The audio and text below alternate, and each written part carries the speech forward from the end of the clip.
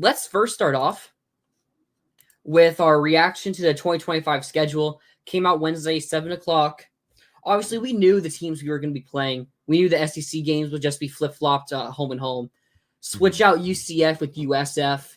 Got LIU, Long Island University. Start the season off, Long Island and USF. It is pretty nice to have two bye games to start the season. Maybe get a little bit groove before you actually get into big-time play. Like the past 3 seasons, we've played Utah back-to-back, then Miami. So it's definitely nice. And then Texas A&M week 2 this year. Sorry, there was a game in between. My bad. I forgot Stanford was in between, but still. Yeah, you're good. But yeah, so it's nice to have a little bit of time for the offense and defense to gel together, see what we can and can't use. Because that Miami game last year, or this past season, we started a whole different offensive line. I mean, we started Cameron Waits over Brendan Crenshaw-Dixon. Not the whole offensive line, but if you give that team, I mean, we saw the team after week 4 ended up being a pretty dang good team. But so it's going to be nice to see the team get warmed up a little bit. Maybe some of the freshmen see who is legit early on and who isn't. So my first big point from the schedule, the Gators have a really good shot at starting 4-0. Obviously, you go into Death Valley, which is never an easy thing to do. Just look at Ole Miss. They couldn't go in Death Valley and pick up a win. But LSU's a team we beat this past season, beat them by double-digit points. Our team's only going to get more experienced, 4 or 5, depending on what sites you use, all freshman teams for the SEC. Obviously, DJ Lagway. So it's if that's a home game, most people are pretty much not chalking it up as a win for the Gators, because you can never chalk it up with Billy Napier, it feels. But it would be a game that Florida's probably favored in. And it's maybe there's going to be people who pick LSU, but I think it's a game people would pick Florida to win, mostly. And then Miami. Miami's a team that's going to be losing all their offense, really. Damian Martinez, Cam Ward, Restrepo, Sam Brown, George. Is it Jacoby George? Their third. Yeah, so they're losing all those guys. They're losing an offensive lineman or two. They're going to have to replenish their offense. And to go with a defense that was already pretty bad this year, it's when you look at things just from that, before we see who everyone gets out the portal and all of that, it looks like a schedule that Florida could legit start 4-0 with and maybe be inside the top 10. Yeah, I mean, I don't disagree. I think it is. I think it maybe is a little bit trickier than you're giving it credit for, just in the sense that, yeah, I agree, by the way, Jackson. That's weird. That's a weird quirk. November 22nd against Florida State, against Tennessee. And then September 13th against LSU is also very weird. An old tradition, it was the third September, Saturday in September. They used to do Florida, Tennessee. And there's no guarantee that game's even going to continue to be played beyond this year. They haven't determined future scheduling. We don't know if that's going to be a protected rivalry. That might not be an annual thing anymore after this. So yeah, I think it depends if they decide to do just one protected rivalry or multiple. I think if it is 2, it would probably be Tennessee. I've heard people say Kentucky, though. I've heard people say that we would get Kentucky in that situation. So I don't know.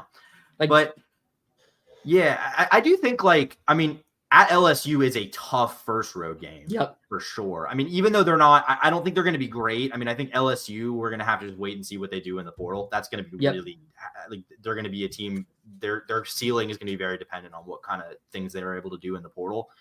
I mean, you can almost guarantee that's going to be a night game in Death Valley, which is never easy. Florida does not have a great track record in those games. There is one contingency there. That same week, that's when you get Georgia, Tennessee. And with the ABC contracts, I think ABC has the second choice as well. So the ABC game, we might get 3:30. That is possible. They just, having covered LSU for 2 seasons and change, they just almost always get the night game if it's an option.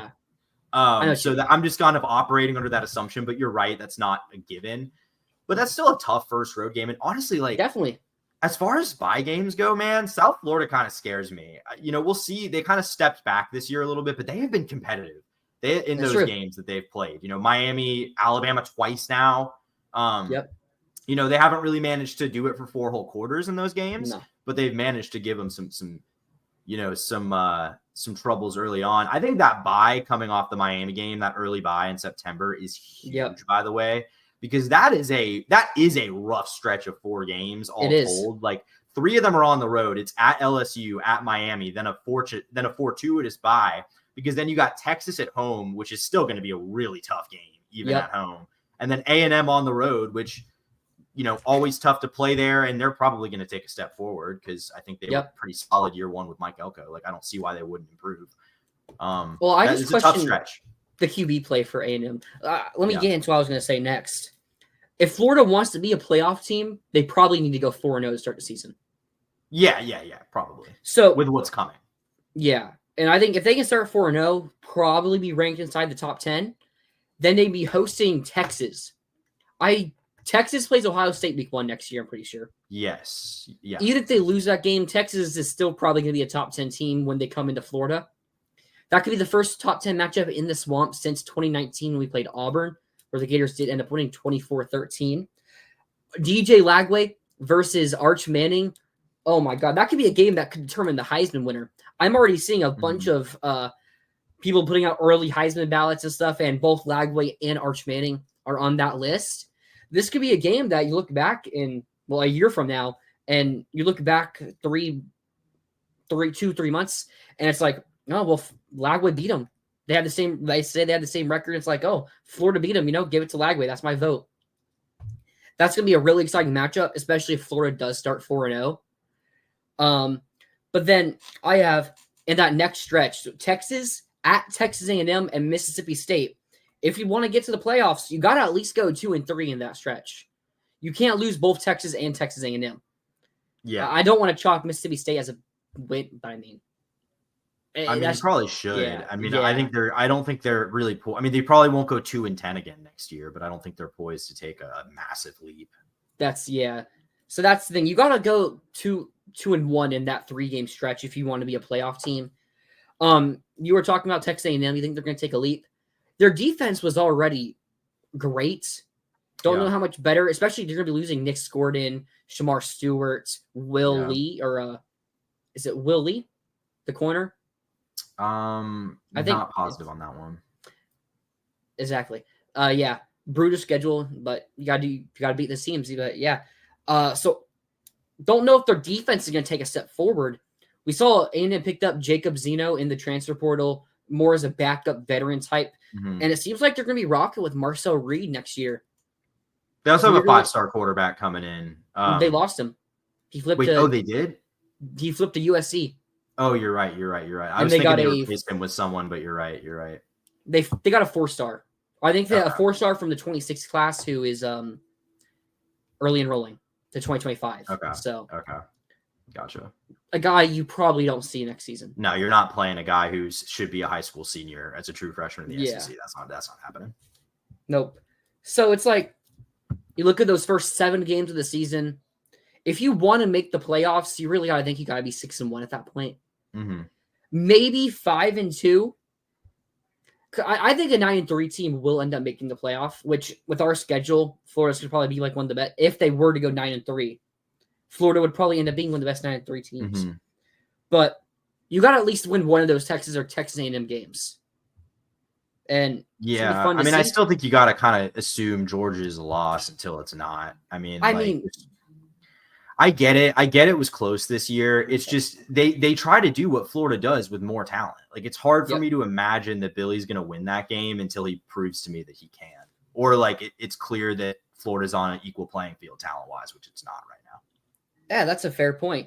Another thing you'll be looking at when Florida goes to Texas A&M, Lagway grew up 30 minutes away from College Station. That's going to be a home reunion for him. Probably gonna have his family there, a whole bunch of them there. Maybe that's a game where he purposely tries to show out. So that's the school that recruited him very heavily too. They did. A&M was very much in the mix there. I heard they offered him a ton of money. That's A&M with everybody though. Yeah. So, but you got to think those first 7 games. You got to be at worst 5-2. You got to hope to be 6-1, maybe 7-0, but that's very unlikely. But then we have the bye week after Mississippi State, as we always do. Play Georgia in Jacksonville. It's a game. Lagway had the lead and the ball. It's not just we were winning. He also had the ball. We were up 10-3 on Georgia before he got hurt. bit of a revenge game for him. I mean, got injured. You can say the Gators would have won. You can say the Gators still would have lost. Doesn't really matter, that's a game that every year is going to be circled on the calendar, especially if we want to compete for the playoffs, that we're going to go and we're going to circle it, and they're going to go give 100%. Yeah. I think, and especially how it went last year with Lagway. Even without Lagway, it was a tied game with 5 minutes left. Yeah.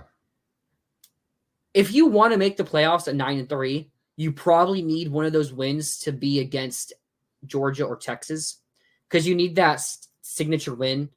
Like A&M, maybe they're in the playoffs, but when you look at Bama, their best case to making the playoff was they had to win over Georgia. Yeah. So, and they would have gotten it. Like if SMU had beaten Clemson, they would have gotten it. Like they're required an up. It's not like that's an unlikely thing to assume that'll happen at some point. Like it was very close to happening and would have if conference championship weekend was more chalky. So they probably would have got in if instead of the loss being to Oklahoma, like let's say they beat Oklahoma and they had a loss was to LSU, and that would have been a 9-3 LSU team at some point.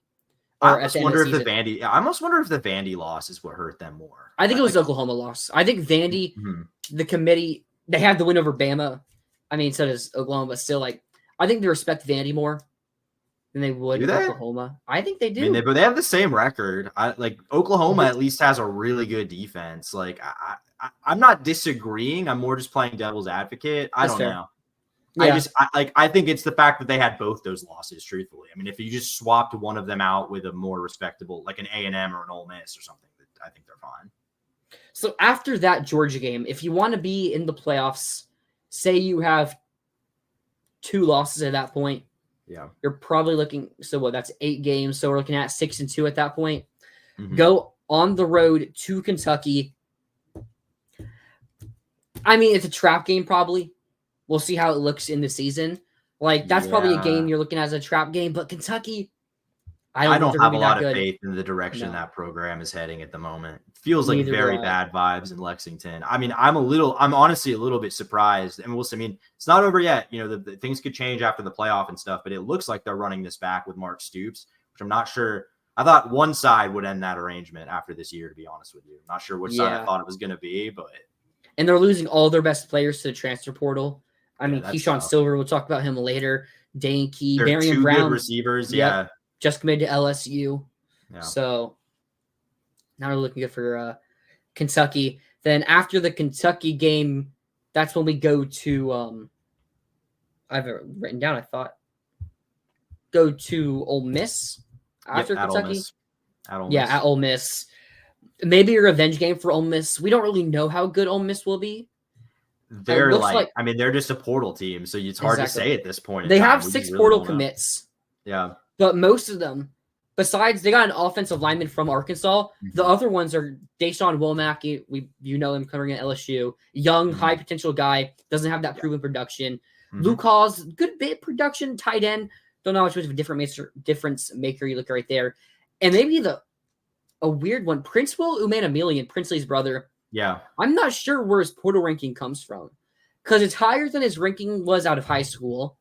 He didn't have insane production at Nebraska, so I'm not exactly sure how his ranking went up.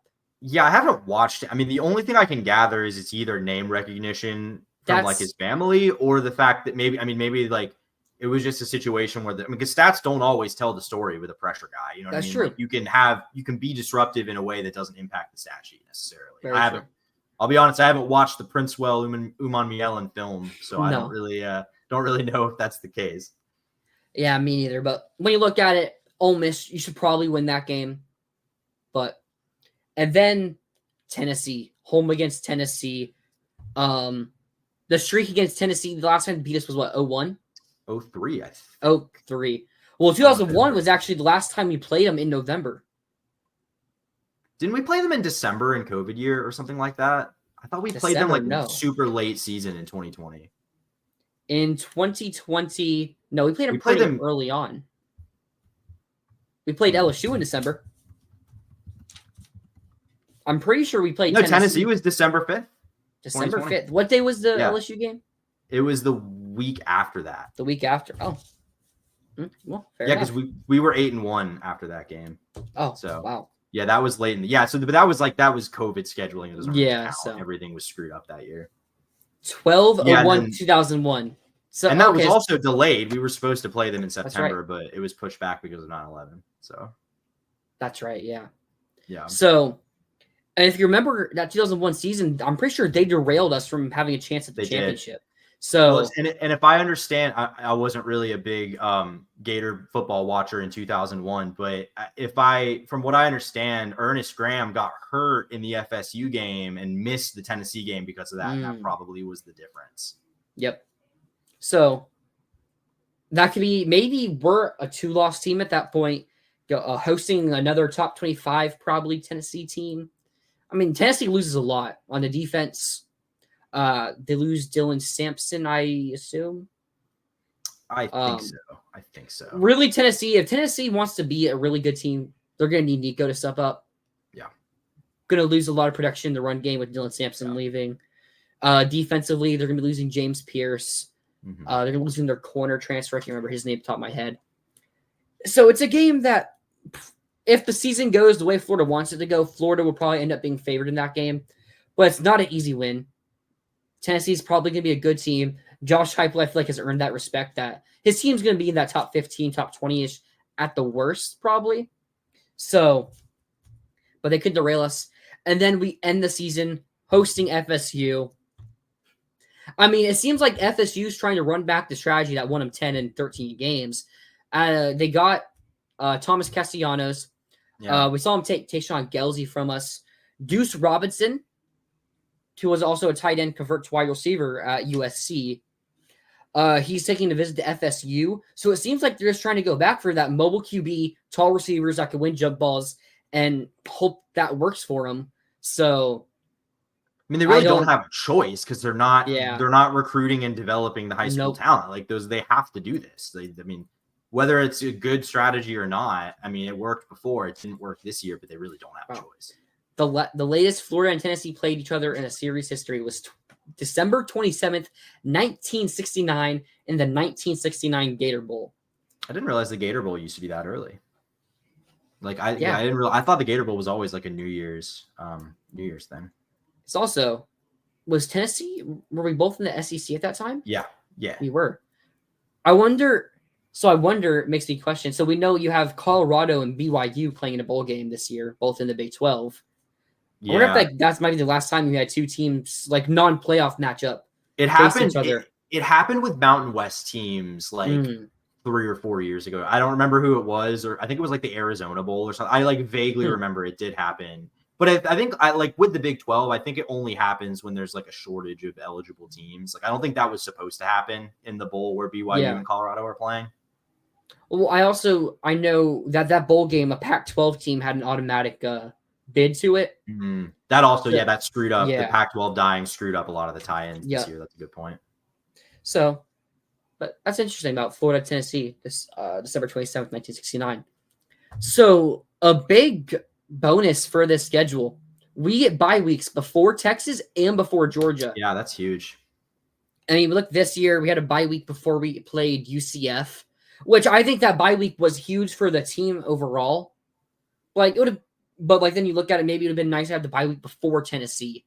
Mm-hmm. But still, I think with how the schedule is laid out, we don't really play back-to-back tough opponents besides LSU, Miami, and we don't play at Georgia versus Texas in a row again, which is for this schedule is great for us. Texas A&M back-to-back. We'll see how good Texas A&M is. And Texas. I mean, Texas defense should still be really good. 2015 Arizona Bowl had Nevada and Colorado State. Thank you, Jackson. That's definitely what I was thinking of. I didn't realize it was almost 10 years ago, man. So obviously we're not going to make our way too early schedule predictions yet. We'll probably wait a couple weeks for that. Roster's not anywhere near complete, so it's kind of a pointless exercise right now. I believe we're currently at 80 scholarship players. And there's going to be more. There's going to be more attrition in the spring too. Guys are going to. Yes. I also know a couple names that are probably still entering the portal for our team. Mm-hmm. We'll see who enters the portal from our team and others after the bowl games as well. So, do you have any final thoughts on the schedule? I think it's tough. Like, we knew it was going to be tough. It's the same teams we played this year. I will say, I think you're right in the terms of how it all is laid out. It does. There's no like clear, like, man, that's just an unfair stretch. I mean, maybe that stretch where I mentioned earlier in the year where 3 of the 4 are on the road against decent teams, but I think the bye neutralizes that a bit. So that's not as bad as it could be. And I don't think the schedule projects to be quite as hard as this year's schedule was. Like, I think a lot of these teams have way more questions. I mean, Ole Miss, ton of questions. A&M, still questions. Miami, poised for a significant step back. Yeah. Florida State is probably not going to be great. I mean, they're probably not going to be 2-10, but I doubt they're going to be 10-2 either. And they're coming to Florida. Yeah. So we thought, obviously that wasn't a tough game this year, but we thought it was. We thought it was in August. So some did. Well, I mean, anyone, there's no way. Did you really not think that, it was going to be Well, I thought it would be a good game. I had State? My preseason predictions for FSU was 7-5, but that was them going 6-2 in conference play. They played a pretty decent non-conference. They played Notre Dame, Memphis. Florida. Who was their other non-conference? Memphis, who they lost to. Memphis, that's right. So I had them losing those 3 games. Yeah. And then going 6-2 in conference play. But they ended up going 1-8 in conference play. Well, still a team that was in the preseason top 10 on the schedule. Yep. I don't think. I mean, an LSU. I mean, I think LSU could take a step forward if they do the right things this offseason. But LSU just this year was not the team that we thought they were going to be, and I think that program in general is not what we thought it was. And LSU losing their best 3 offensive linemen: Dellinger, Campbell, and Jones. Yep. So. See how the offensive getting Nussmeier back, which I think is a big win because I think Nussmeier has the potential to be pretty good. I think he was really good for a lot of moments this year. It was just some really bad stretches of play. I really like Garrett Nussmeier. Does Kyron Lacey return? No, he's like a 5th-year guy. He was under Billy Napier at Louisiana. I know that. So but they got Barry and Brown from Aaron Anderson returns. And Aaron Anderson returns. And I think Chris Hilton returns, even though he didn't really do that much last year until he got yelled at by Brian Kelly for jumping too early. We have a chance in every game as long as DJ Lagway is starting and playing the whole game, and we retain most of our studs. I mean, this is kind of where I lay. I think our defense, we finished top 10 in sacks, 8th in sacks this year. I mean, and that's really just based on the last 3 games where we had half our sacks. So I feel like if the defense plays like that for the season, if that defense comes back, Lagway, the line, we should be returning. Looks like we're going to be returning 4 of our 5 starting offensive linemen from a pretty good offensive line. The biggest question: are we going to be able to get those receivers for Lagway? I mean, I do think we get them, but we'll see what ends up happening. Yeah, I mean, I think the biggest concern is just that there's a couple positions that you really have to address this offseason. And if you don't, like defensive line is a big one. That was such a big reason we saw the defense get better throughout the year. Absolutely. But you're losing some guys there. Same with receiver. Those guys were really reliable this year, and the 2 most reliable guys are gone now. So it's just I don't disagree. I just don't think – I think there's more that needs to be done for that to be the case.